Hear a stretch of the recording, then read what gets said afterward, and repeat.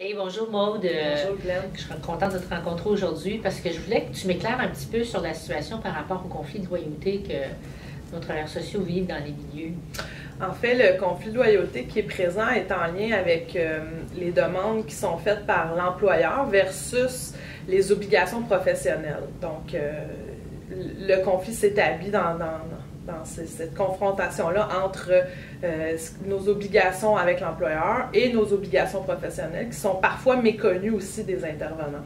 Donc, si je comprends bien, tu parles du code de déontologie et des normes de pratique. Peux-tu me donner un exemple de situation qui te permet de référer à ton code, par exemple?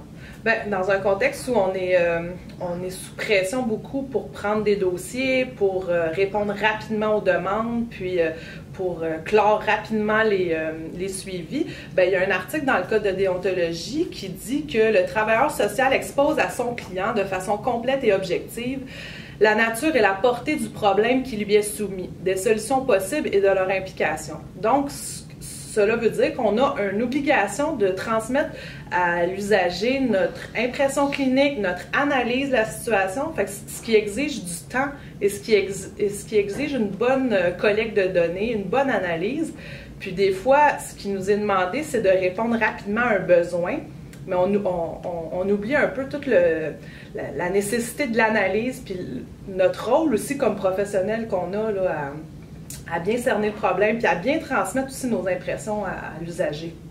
Moi, si je comprends bien, dans le positionnement ou la posture professionnelle que tu reprends dans ton travail, c'est que tu t'appuies là-dessus pour faire valoir à ton employeur que tu as besoin du temps, que tu ne feras pas telle affaire à moitié, parce que tu as des exigences, parce que tu es une professionnelle, tu es une travailleuse sociale consciente, et que ton client, lui, il a vraiment droit aussi à avoir cette information-là. Fait que, comment tu fais ça? Bien, en fait, moi, l'outil que j'utilise présentement, c'est d'essayer de faire connaître le code de déontologie. T'sais. C'est sûr que face à l'employeur, il y a toujours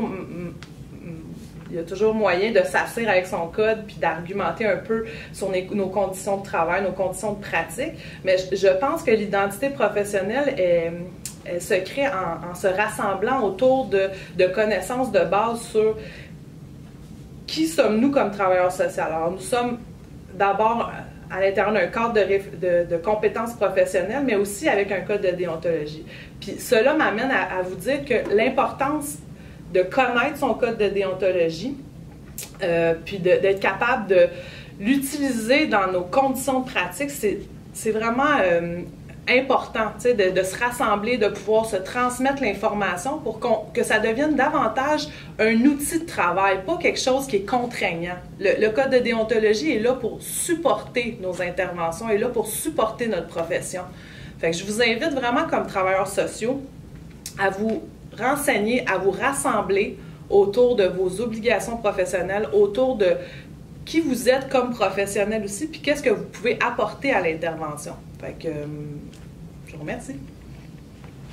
Écoute, Maude, tu ne seras pas toute seule là-dedans parce que moi, comme présidente, je m'assois sur toutes les tribunes possibles pour les influencer, pour qu'ils soient conscients de l'importance d'offrir des conditions de pratique pour justement respecter les différents outils que l'Ordre propose à ses travailleurs sociaux. Merci.